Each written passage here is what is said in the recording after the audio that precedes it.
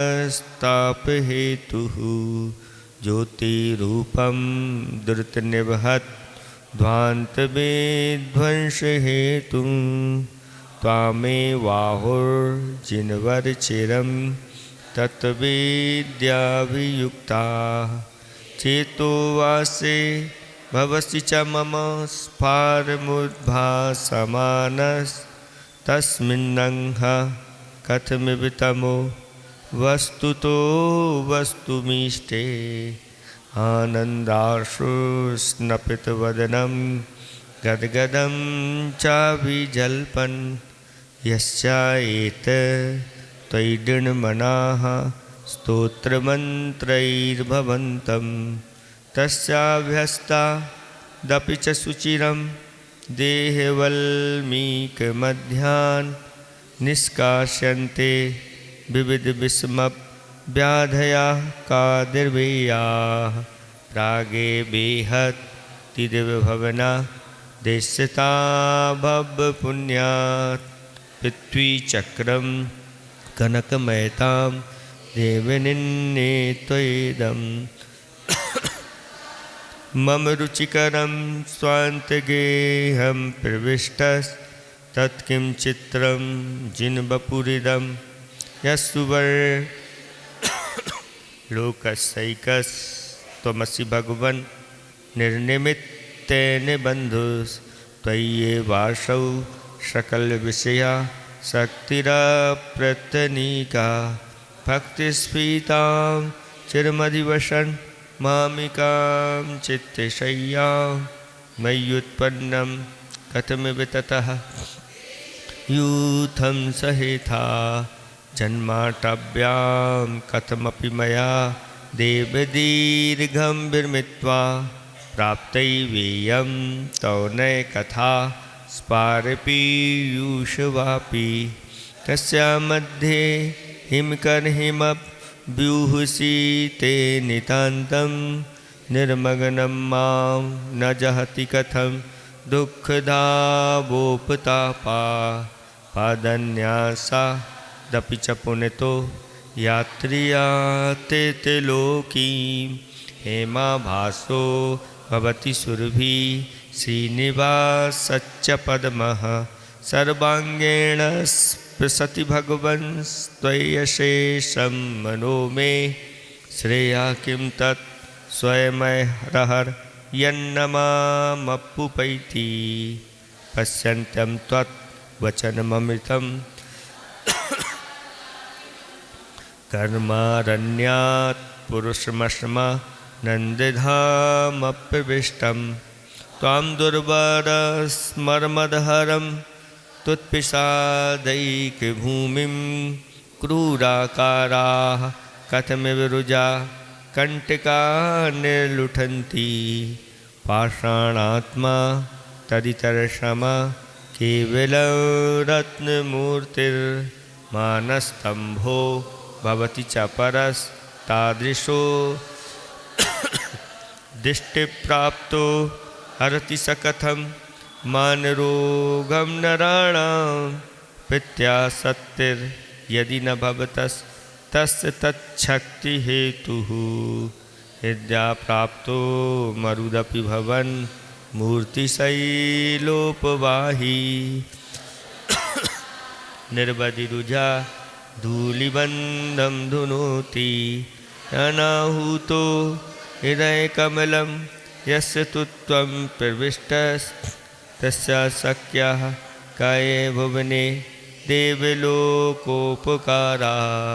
जानासि त्वं मम भवे यच्च यादृक् दुःखं जातं यस्य स्मरणमपि मे शस्त्रवन्निष्विनिष्टि त्वं सर्वेषां सकृपदि च त्वामुपेतोऽस्मि भक्त्या यत्कर्तव्यं तदेह विषये देवेव प्रमाणं तापद्दैवं तौ नुदिपदैर्जीवकेनोपदिष्टैः पापाचारी मरणसमये सारमेयोऽपि सौख्यं का सन्देहो यदुपलभते वासव श्रीप्रभुत्वं जल्पञ्जाप्यैर्मणिभिरमलैस्त्वन्नमस्कारचक्रं शुद्धे ज्ञाने शुचिनिचरिते सत्तपि त्वय्यनीचा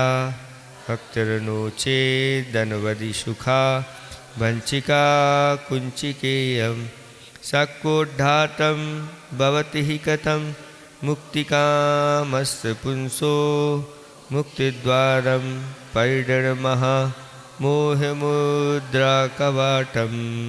पृच्छन्नाखलवैमगमयै रन्ध्रकारैः समन्तात् पन्था मुक्तेः स्तपुटपदः क्लेशगर्तैरगाधैः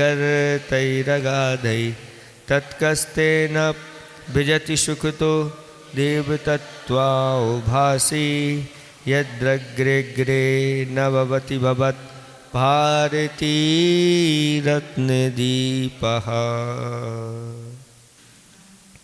इतना हो चुका है। धर्मस्नेही बब्बात्माओं, कल 2 छंदों के माध्यम से भगवान की भक्ति की गई थी और 13वें नंबर के छंद में भगवान की भक्ति करते हुए आचार्य भगवंत कहते हैं कि जिस व्यक्ति के पास शुद्ध ज्ञान है और पवित्र चरित्र है, इन दोनों के मौजूद होने पर भी यदि आपके विषय में जो असीम सुख को देने वाली है, ऐसी यह भक्ति रूपी उत्कृष्ट भक्ति रूपी कुंजी यानी चाबी अगर नहीं होती तो जो मोक्ष के अभिलाषी पुरुष हैं, मोक्ष के द्वार पर मोह रूपी जो महा ऐसा ताला लगा हुआ है, उस ताले को खोलने में कौन या उस द्वार को खोलने में कौन समर्थ हो सकता है? अर्थात नहीं हो। उसी का मोक्ष का द्वार खुलता है जिसके अंदर भगवान के प्रति भक्ति होती है, देव शास्त्र गुरु के प्रति भक्ति होती है। चाहे तीर्थंकर ही क्यों ना हो, जब भी दीक्षा धारण करते हैं तो वो भी नमः सिद्धम, सिद्धों को वो भी नमस्कार करते हैं। उसके पहले तो उन्होंने भक्ति की है, उसके परिणाम स्वरूप तो तीर्थंकर प्रकृति का उनके लिए बंद हुआ है। तो बिना भक्ति के ये सम्यक दर्शन का प्रकटपना दिखाई नहीं देता। आपकी भक्ति कैसी है उससे लगता है कि देखो इनकी आस्था कैसी, ये सही सम्यक दृष्टि है। और भगवान से उदासीन बने रहो, देवशास्त्र गुरु से उदासीन बने रहो और भोजन करने में बड़े उत्साह के साथ करो, तो वो सम्यक दर्शन का लक्षण नहीं है। फिर इसके बाद 14वें नंबर का जो छंद था उसमें ये कहा था, भगवान इस कलिकाल में चारों ओर से यह जो मुक्ति का मार्ग है, यह अनेक पापों से, पाप रूपी अंधकारों से ढका हुआ है, उबड़ खाबड़ है और दुख रूपी इसमें गहरे गहरे गड्ढे हैं। अब उस रास्ते से कौन चल सकता है अगर आपका यह रत्नमयी और जो तत्व का प्रतिभास या तत्व को प्रकट करने वाला रत्नमयी दीपक आगे आगे नहीं होता, तो कैसे उस यात्रा को पूरी कर पाते या उस रास्ते पे चल सकते थे? नहीं चल सकते। वर्तमान में आपका यह जिनवाणी रूपी रत्न दीपक ही साथ में है, इसलिए सब लोग आगे बढ़ते चले जा रहे हैं, चाहे वह श्रमण हो चाहे श्रावक हो। अब अगला देखें, आत्मज्योतिर निधि रणबधिर दृष्टुरानंद हेतु। आत्मज्योतिर निधि रणबधिर दृष्टुरानंद हेतु। कर्मक्षोड़ी पटल पिहितो यो नवाप्याः परेषां यो नवाप्या परेषां कर्मक्षोड़ी पटलपिहितो यो नवाप्या परेषां हस्ते कुर्वन् तेनति चिरतस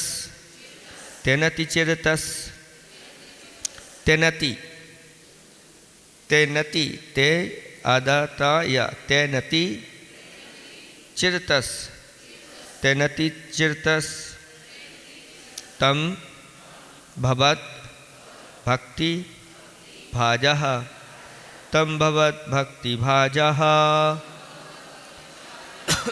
स्तोत्रैर्बन्धप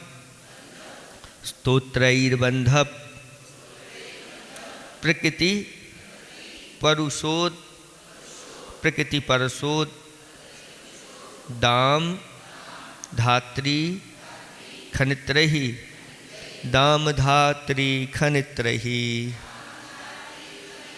स्तोत्रैर्बन्धप प्रकृति परुषोद दामधात्री खनित्रहि आत्मज्योतिर्निधिरनवधिर्दृष्टुरानंद हेतुः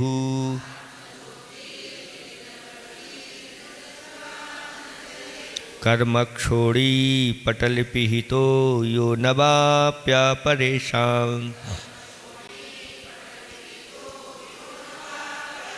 हस्ते कुर्वन् तेनति चिरतस्तं भवद्भक्तिभाजः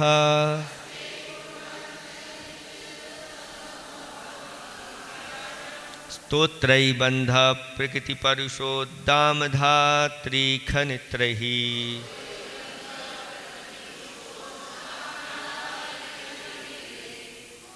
पढ़ो एक साथ।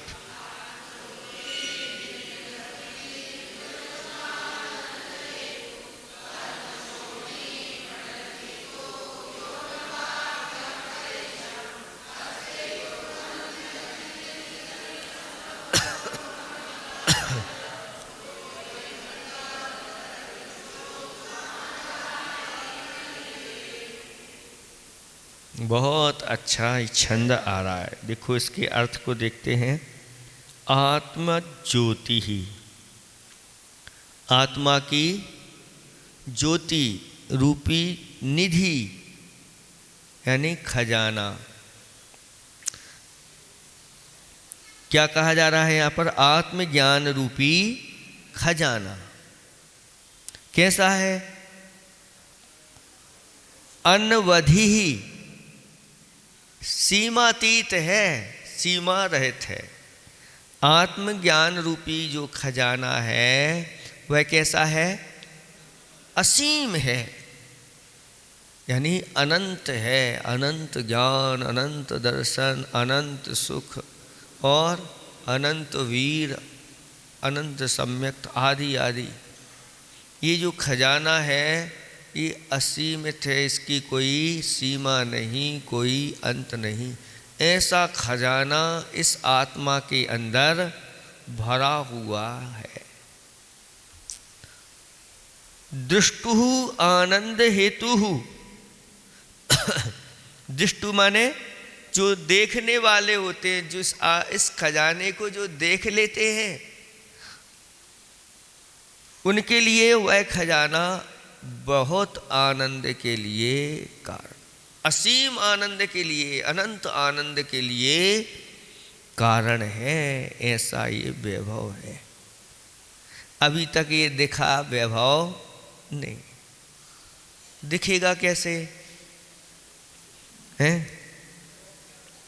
तो कहते हैं अभी तो श्रद्धा की आंखों से देखो और ज्ञान के माध्यम से जानो। श्रद्धा की आंखों से देखो और ज्ञान के माध्यम से इसको जान लो। बाकी जब केवल ज्ञान होगा तभी सब कुछ दिखने लग जाए। तो आनंद का कारण है देखने वालों के लिए, आगे कहते हैं कर्म छोड़ी पटल पिहिता। लेकिन वर्तमान में दशा क्या है, ये हमारे लिए क्यों नहीं दिख रहा है? तो कहते कर्म छोड़ी पटल, कर्म रूपी पृथ्वी के जो पटल हैं उनसे पिहिता यानी ढका हुआ। यह खजाना जो है ना पृथ्वी पटलों से, कौन से पृथ्वी पटलों से? कर्म रूपी पृथ्वी पटलों से ढका हुआ है।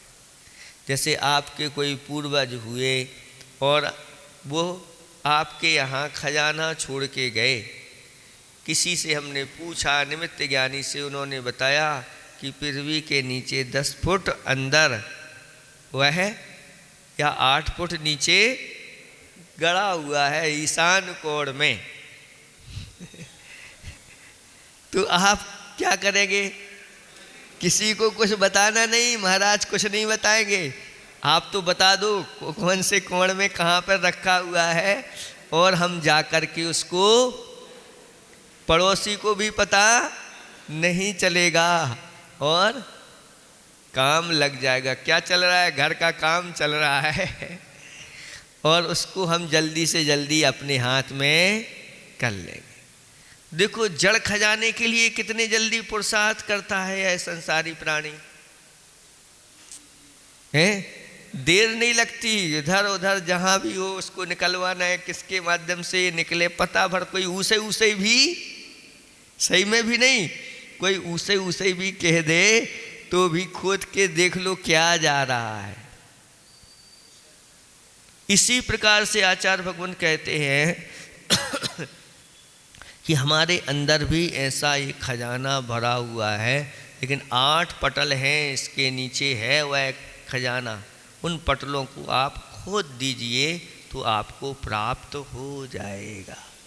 जब सम्यक दृष्टि को इस चीज़ जानकारी हो जाती है तो वह इनको प्राप्त करने के लिए दिन रात पुरुषार्थ करता है। अब मुझे पितमा लेना है, मुझे संयम धारण करना है, समाधि मरण करना है, और जल्दी से जल्दी ये मुझे अपना वैभव प्राप्त हो, इसलिए वह करता। तो यहाँ पर 8 कर्म हैं, ज्ञानावरणादि आदि 8 कर्म हैं। इन्होंने कर्मों ने उस खजाने को ढक करके रखा है। शास्त्रों में वर्णन आता है कि इस पुद्गल की ऐसी कोई शक्ति विशेष है जिसने आत्मा की शक्ति को त्रोहित करके रखा है, जिससे वह आत्मा अपने यथार्थ वैभव स्वरूप को प्राप्त नहीं कर पा रहा है। तो अब कैसे प्राप्त होगा? तो इन कर्मों को नष्ट करने के लिए पुरुषार्थ प्रारंभ करो, जंग चालू कर दो, ऐलान कर दो, बस अब निपटेंगे। प्रारंभ हो जाते, सम्यक दर्शन होते ही वह कर्म जो है ना अब समझ जाता कि सामने वाला के पावर बहुत है। लेकिन वह कहता है कि अभी सम्यक दर्शन है इनके पास, लेकिन संयम नहीं है, अभी हम इनके ऊपर आक्रमण कर लें इनका, हम सम्यक दर्शन चुरा सकते हैं। सम्यक दर्शन चौराहा, अनंतानुबंदी जो होती है वह सम्यक दर्शन को चुरा लेती। लेकिन जैसे ही आगे बढ़ जाते तो अब कहता भैया बहुत पुरुषार्थ करने की ज़रूरत है, अब इनके सामने चलेगी नहीं।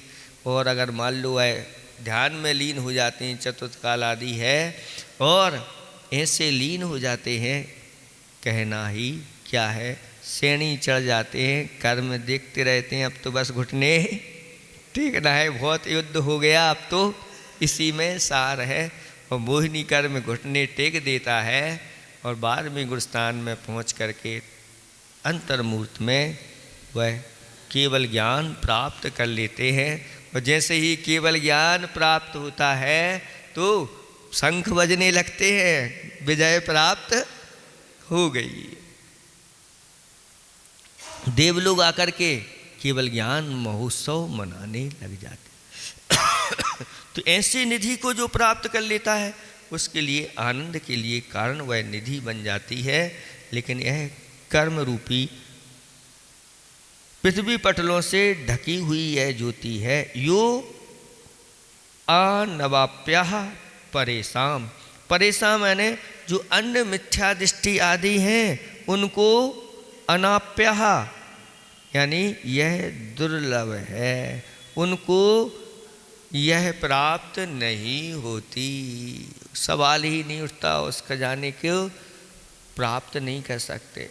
उसके लिए प्राप्त करने के लिए तो सम्यक दर्शन चाहिए, और उसके बाद फिर सम्यक ज्ञान, और फिर चारित्र।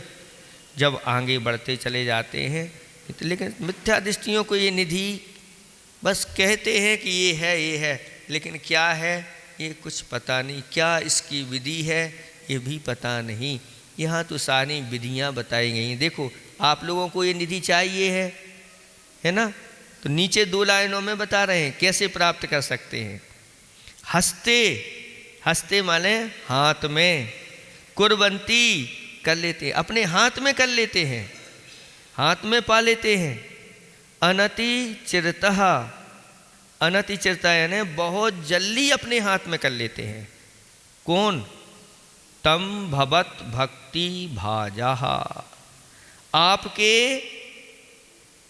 आपकी भक्ति के जो भागी हैं, ऐसे पुरुष जो निरंतर आपकी भक्ति करते हैं, ऐसे स्तोत्रों के माध्यम से, ऐसे भव्य पुरुष स्तोत्रई बंधप स्तोत्रों के द्वारा बंध प्रकृति परसोत, प्रकृति, प्रदेश, स्थिति और अनुभाग बंध के भेदों से अत्यंत कठोर उद्दाम धात्री खनित्रयी, ऐसी पृथ्वी को खोदने के लिए खनित्रयी कुदाली स्वरूप स्तोत्रयी, स्तोत्रों के द्वारा, स्तोत्र रूपी कुदालों के माध्यम से ये वैभव हमें प्राप्त हो जाता है। यानी इन कर्म रूपी पृथ्वी पटलों को नष्ट किया जाता है और बहुत जल्दी अपने हाथ में कर ले, क्योंकि प्रकृति, प्रदेश, स्थिति और अनुभाग ये 4 प्रकार का बंध होता है। ऐसे इन भेदों से युक्त अत्यंत जो कठोर कर्म रूपी पृथ्वी पटल हैं, उनको खोदने के लिए कुदाली का काम क्या करते हैं? ये स्तोत्र जो हैं यह कुदाली का काम करते हैं। यानी जो भी जिनेंद्र भगवान की भक्ति, पूजा, आराधना ऐसे इन स्तोत्रों के माध्यम से करता है, वह शीघ्र ही अपने वैभव को प्राप्त कर लेता है। बहुत जल्दी उसके लिए वो सारी सामग्री उपस्थित हो जाती है, जो प्रतिदिन ऐसे अच्छे अच्छे स्तोत्रों के माध्यम से, भक्ताम्बर स्तोत्र है, एकी भाव स्तोत्र है, शंभु स्तोत्र है, विशापहार स्तोत्र है, कल्याण मंदिर स्तोत्र है, ऐसे अच्छे मनोहर शब्दों से जिनकी यह रचना की गई है, वह अच्छे गंभीर अर्थ को लिए हुए हैं, भगवान के गुणों का बखान करने वाले ऐसे स्तोत्र हैं। इन स्तोत्रों को जो प्रतिदिन करता है वो बहुत जल्दी उसके पास ये संपदा आएगी, इसमें कोई संशय नहीं करना। यहाँ का बहुत जल्दी अपने हाथ में वह कर लेता। आचार्य भगवान कहते हैं अभी कोई बात नहीं, भगवान नहीं बन पा रहे हो कोई बात नहीं, महाराज नहीं बन पा रहे हो कोई बात नहीं, पंच परमेष्टि के पद नहीं प्राप्त कर पा रहे हो कोई बात नहीं, लेकिन इनकी भक्ति, पूजा, आराधना कर लो, एक दिन आप भी वैसे बन जाओगे। अध्यात्म ग्रंथों में उदाहरण दिए कि जैसे दीपक होता है और बाती होती है, वह दीपक बाती दीपक की आराधना करके स्वयं दीपक रूप हो जाती है। लकड़ी है, लकड़ी आपस में रगड़ती है तो वह अग्नि रूप हो जाती है। ऐसे ही उदाहरण दिए गए कि पंच परमेष्टि का जो ध्यान करता है वह एक दिन पंच परमेष्टि स्वरूप बन जाता है, और जो अपने आत्मा का ध्यान करता है वो एक दिन वह अपनी शुद्ध आत्मा को भी प्राप्त कर लेता है। दोनों वहाँ पर उदाहरण दिए गए, एक व्यवहार भक्ति का, एक व्यवहार का और एक निश्चय का, दोनों को ऐसे ही यहाँ पर भी व्यवहार जो भक्ति है ये आपके लिए एक दिन निश्चय रत्नत्रय की प्राप्ति या निश्चय से जो आपका वैभव है उस वैभव को यह प्राप्त करा देती है।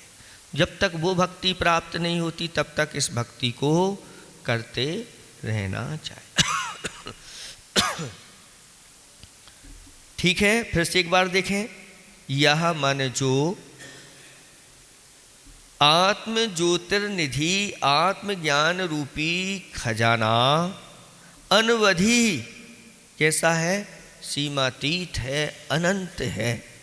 दुष्टु आनंद हेतु देखने वालों के आनंद का, जो इसको देख लेते हैं वह बहुत आनंद का कारण वह। कर्म छोड़ी पटल पीता, कर्म रूपी पृथ्वी के पटल से ढका हुआ है यह वैभव, यह खजाना। और परेशान अनवाप्या, अन्य जो मिथ्या दृष्टि है उनको यह बहुत दुर्लभ है। तम उसे भवत भक्ति भाजाहा, आपकी भक्ति के भागी पुरुष या आपकी भक्ति करने वाले भव्य पुरुष। बंध प्रकृति परशोद्दाम धात्री खनित्रयी, प्रकृति प्रदेश स्थिति और अनुभाग रूप बंध के भेदों से जो परुष उद्दाम अत्यंत कठोर धात्री यानी पृथ्वी को खनित्रयी खोदने के लिए कुदाली स्वरूप जो स्तोत्रों के द्वारा अनति चिरतः बहुत जल्दी हस्ते कुर्बंती हाथ में कर लेते हैं।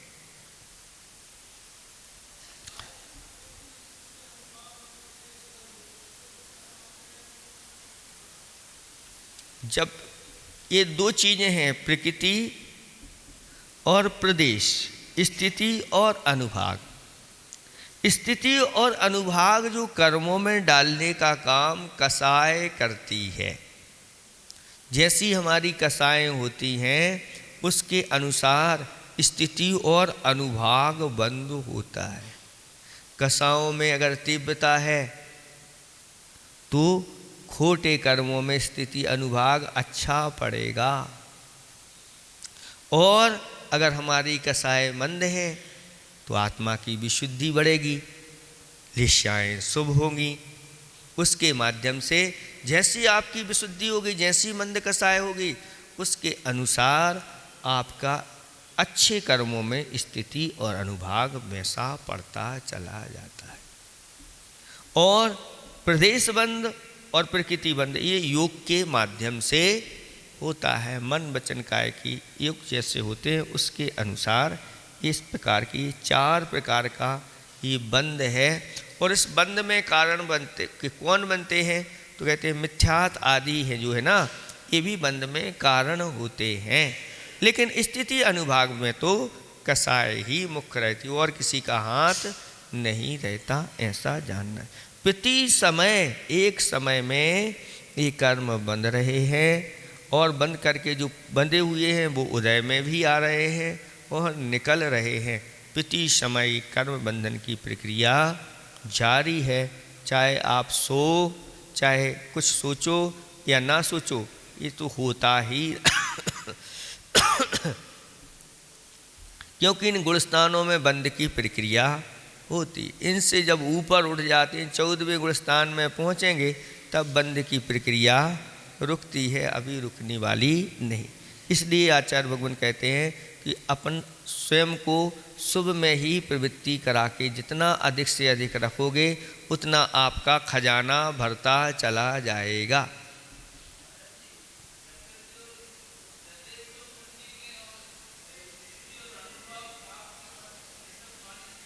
नहीं, ऐसा नहीं होता। पुण्य में भी ये चारों पढ़ते हैं, पाप में भी पढ़ते हैं, उसमें साफ में देखना बंटवारा क्रम से हो जाता है। शास्त्रों में ऐसा कहा गया है कि जब आप शुभ कार्य कर रहे हो तो बंटवारा होगा। आपके पास पाप प्रकृतियाँ भी हैं और पुण्य प्रकृतियाँ भी हैं। तो पुण्य में जब पुण्य के कार्य कर रहे हो तो पुण्य में बहुभाग चला जाता है, एक भाग, कुछ भाग पाप में भी जाता है, क्योंकि आपके पास उस प्रकार की वस्तुएं हैं, तो बंटवारा इस प्रकार से एक समय में हो जाता है। ऐसा वहीं के वहीं सब ऑटोमेटिक एक समय, क्या एक पलक झपकने में असंख्यात समय होता, और वहाँ एक समय में ये काम हो रहा है। इतनी सूक्ष्म विवेचना कर्मों के माध्यम से वो होती चली जाती।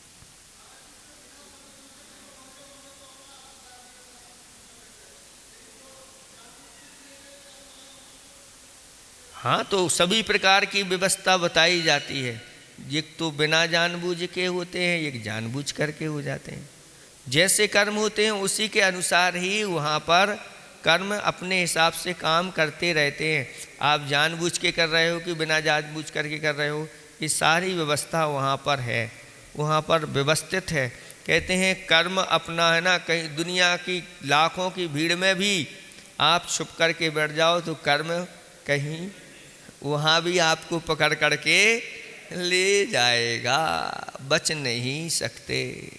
कैसे भी आप व्यवस्था बना लो, सुरक्षा बना लो कि यहाँ कोई नहीं आ पाएगा, लेकिन कर्म तो ऐसा कोई स्थान नहीं जहाँ कर्म अपना फल नहीं दिखाता ही है। हाँ, कुछ ऐसे भी कर्म होते हैं जो द्रव्य क्षेत्र काल के अनुसार कुछ अपने आप में परिवर्तन भी उनका हो जाता है। तो क्या कहा जा रहा है यहाँ पर, जैसे जमीन में गड़ा हुआ धन कुदाली के बिना प्राप्त नहीं हो सकता, उसी तरह कर्म रूपी पर्दे के भीतर छुपा हुआ आत्मज्ञान रूपी खजाना आपके स्तोत्रों के बिना प्राप्त नहीं हो सकता। जिन्होंने भगवान की स्तुति की है ऐसे स्तोत्रों के माध्यम से, उनके लिए बहुत। देखो, डमोकार मंत्र की आराधना करने वाला हुआ है ग्वाला, अगले ही भाव में सेठ सुदर्शन के रूप में वह है, उसका जन्म हुआ और अगले ही भाव में उसने अपनी आत्मा के वैभव को प्राप्त कर लिया। अंजनचूड़ ने भी उसी भाव से ही प्राप्त कर लिया। जैसे ही नवोकार मंत्र को अपने जीवन में उतारा और बस उसके लिए सिद्धि हो गई और उसी भाव से पार हो। तो ये भी स्तोत्र, नमोकार मंत्र भी अपने आप में एक स्तोत्र का ही रूप है। बार बार उसको पढ़ते हैं क्योंकि उसमें भगवान की भक्ति, नमस्कार सब किया गया है और सर्वश्रेष्ठ आत्माएं। ऐसे ही इन स्तोत्रों के माध्यम से भी भगवान की पंच परमेष्टि में जिनको हम अपना मुख्य बना लेते हैं उनकी आराधना हो जाती है। अब देखें इसका ज्ञानोदय छंद। चेतन धन जो सुख हेतु है, सब जीवों को सुलभ कहाँ। कर्म से घन से आच्छादित, आत्म ज्योति ना यहाँ वहाँ। जिन भक्ति में जो नर रमते, पाते शीघ्र है दिव्य प्रकाश। प्रकृति आदि सब कर्म बंधु को, नष्ट भ्रष्ट कर लेते श्वास। निज वैभव विधि पटलों द्वारा, ढका हुआ है वह तो सारा। सुख का कारण विज्ञ जनों को, नहीं प्राप्त वो अन्य जनों को। किंतु आपके भक्त ले, कर में स्तोत्र कुदाल। खोदे सब विध ठोस भू, पाते झट निज माल। अपने माल को प्राप्त कर लेते। ओम ह्रीम सर्व रिद्धि सिद्धि समृद्धि प्रदायक, सकल रोग हराय श्री वासुपूज्य जिनेन्द्राय नमो नमः।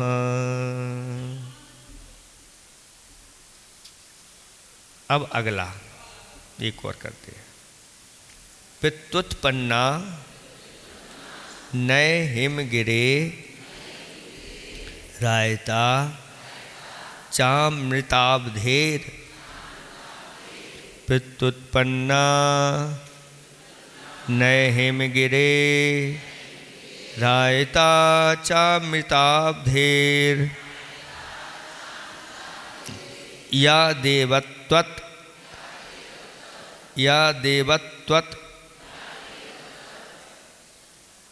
पदकमलयोः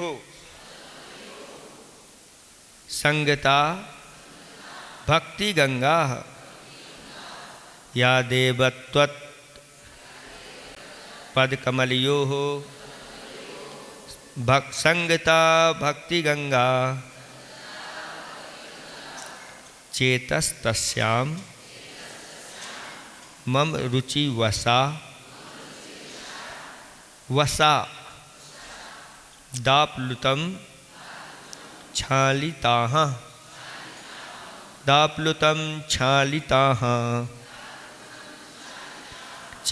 चेतस्तस्यां मम रुचिवशा दाप्लुतं शालिताः कल्मासं यत् भवति किमियं देव संदेह भूमिः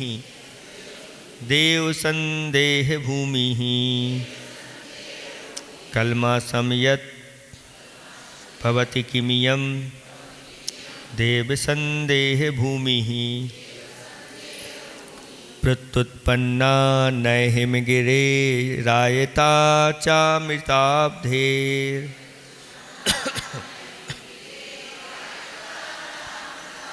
या देवत्वत् पदकमलयोः संगता भक्ति गंगा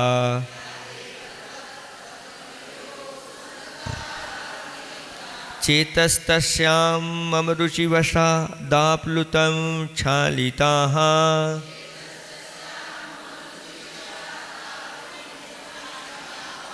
कल्माषं यत् भवति किमियं देव संदेह भूमिः।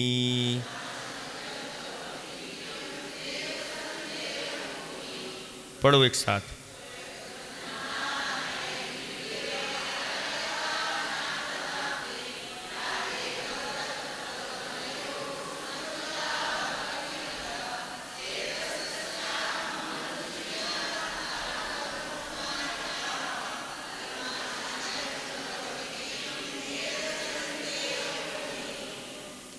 कौन सा नहीं बन रहा है? रुचि वसा दाप्लुतं छालिताः चेतस्तस्यां मम रुचिवशा दाप्लुतं छालिताः।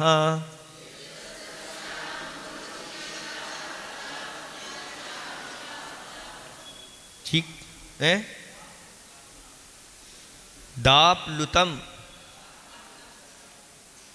ये ऐसा भी दाप्लुतं पढ़ दो, दाप्लुतं या दाप्लुतं, दा आदा पा और लुतम, आप लुतम बनता है। इससे शब्द क्या है? आप लुतम, है ना?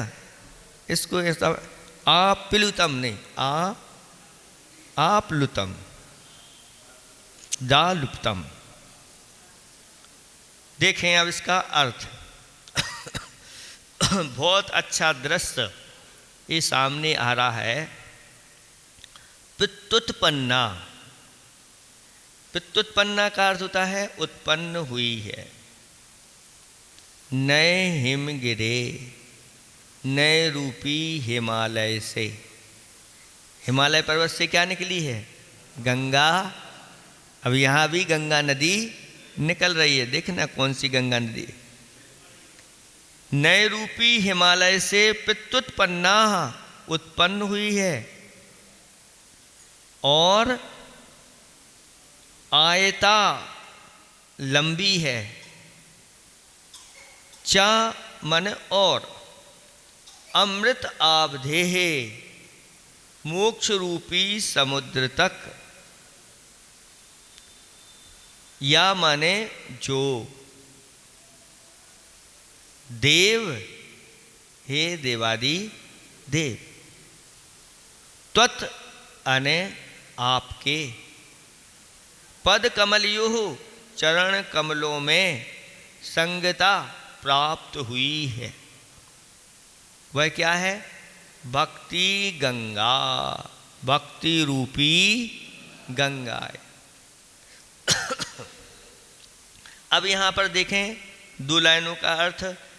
देव हे देवादिदेव, नए हिमगिरे नए रूपी हिमालय से व्युत्पन्ना उत्पन्न हुई और चमन और अमृत आब्धे मोक्ष रूपी समुद्र तक आयता लंबी, या मन जो भक्ति रूपी भक्ति गंगा, भक्ति रूपी गंगा त्वद पद कमलयोः आपके चरण कमलों में संगता प्राप्त हुई है। गंगा नदी कहाँ से निकली है? हिमालय पर्वत से प्रकट हुई है और कहाँ तक गई है? समुद्र में जाकर के वह मिली है। ऐसे ही यहाँ पर बताया जा रहा है कि यह नए रूपी हिमालय पर्वत से उत्पन्न भक्ति जो है, यह भक्ति 2 प्रकार की भक्ति होती है, एक निश्चय भक्ति और एक व्यवहार भक्ति।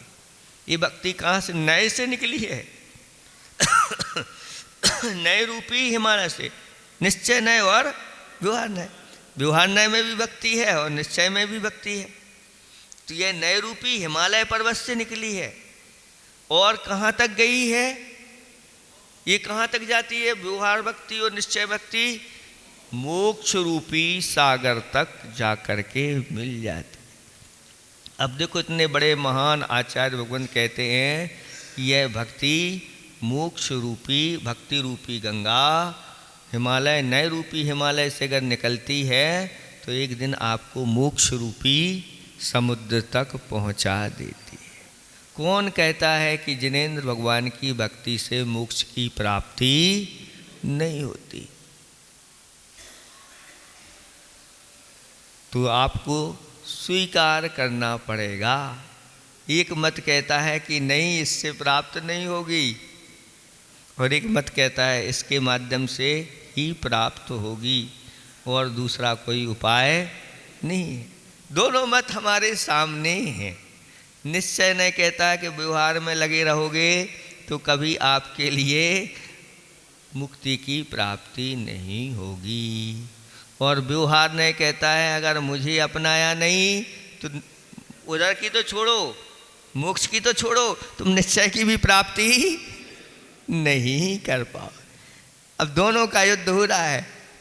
वो तो कहता है कि हमारे बिना तुम मोक्ष की नहीं, लेकिन व्यवहार कहता है कि तुम मोक्ष की बात करते हो, दूर, बहुत दूर की बात है, पहले निश्चय की प्राप्ति करके दिखाओ।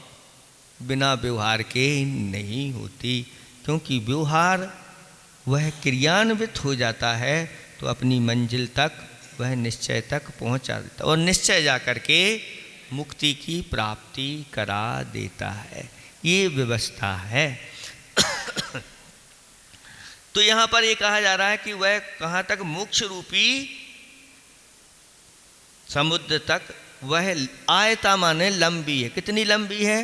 भक्ति रूपी गंगा लंबी क्या है? देखो, भक्ति करते हुए भी भगवान की, और वह भक्ति करते हुए मोक्ष दिखाई दे रहा है कि ये गंगा यहाँ से बह कर के भगवान के चरणों से जा रही है और अब मुझे मोक्ष रूपी समुद्र तक जाना है, और वह मंजिल भी दिखाई दे रही। इसलिए आचार्य भगवान कहते हैं कि मंजिल को भूलना नहीं, मंजिल को तो अपनी दृष्टि में रखना, लेकिन रास्ते पर आपको चलना है। लेकिन रास्ते में चलते समय अगर कलेवा नहीं है तो मंजिल कहीं भी चले जाएगी। तो कलेवा क्या है? तो कहते धर्म है। धर्म रूपी रत्नातर रूपी कलेवा लेके चलोगे तो अच्छे से मौज के साथ आप अपनी मंजिल पर पहुंच जाओगे, नहीं तो भटक जाओगे। अब देखो, एक भूमिका बना दी गई। अब देखो क्या कह रहे हैं आगे। चेतस तस्याम, तस्याम यानी उस भक्ति रूपी गंगा में। चेतः, चेता माने मन, मम मेरा मन, रुचि बसात श्रद्धा के वशीभूत,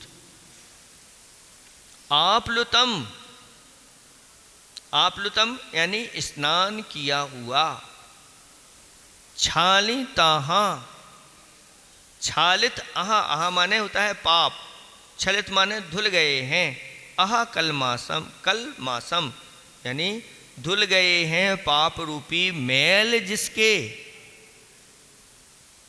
ऐसे यत माने जो, भवती हो रहा है, किम यानी क्या, इयम यह, देव हे देवादिदेव, संदेह भूमि यानी संशय का स्थान है, अर्थात जिसने उस गंगा में अच्छी तरह से स्नान कर लिया है और ऊपर लगा हुआ उसका जो मैल आदि है या धूली आदि है वह धुलेगा ही धुलेगा।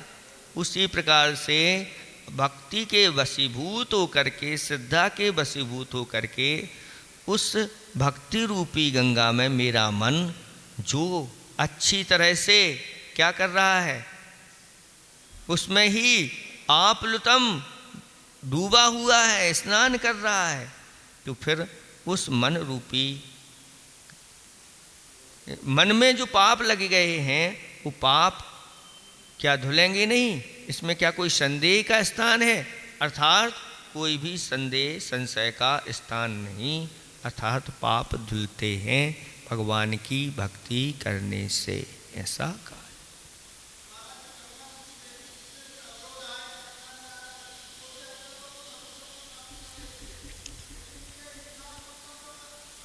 हाँ, आप अच्छी तरह से समझ रहे हैं कि अगर हमारे लिए थोड़ा सा सर में दर्द हो गया तो अब हम मंदिर नहीं जाएंगे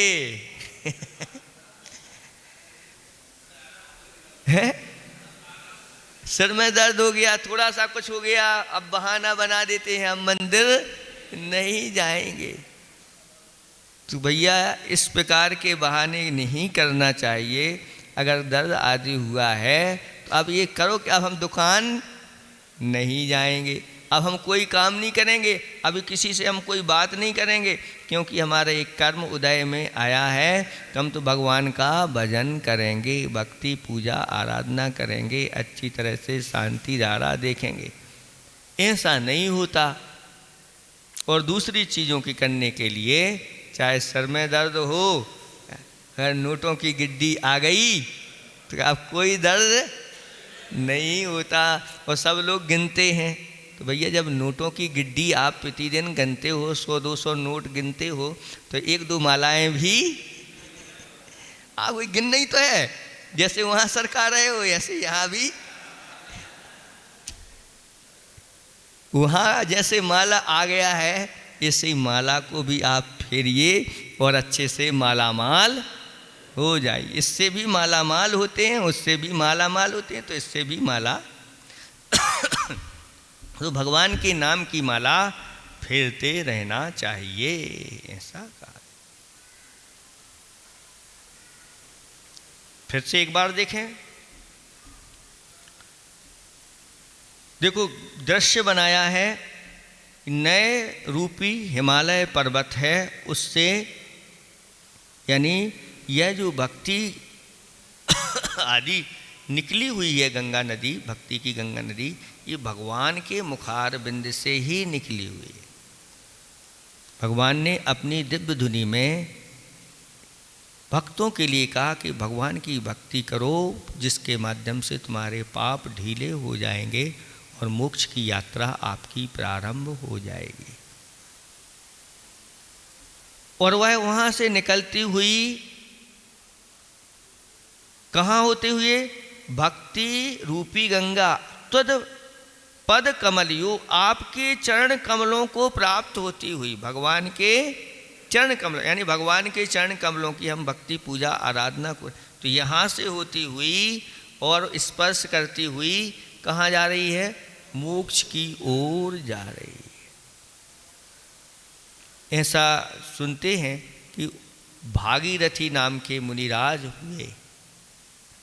और भागीरथी मुनिराज उन्होंने हिमालय पर्वत पर जाके साधना तपस्या की। उसके फलस्वरूप देव लोगों ने उनका अभिषेक किया, यानी उनके चरणों को पखारा, और वह चरणों का गंधोदक उस गंगा नदी में मिल गया।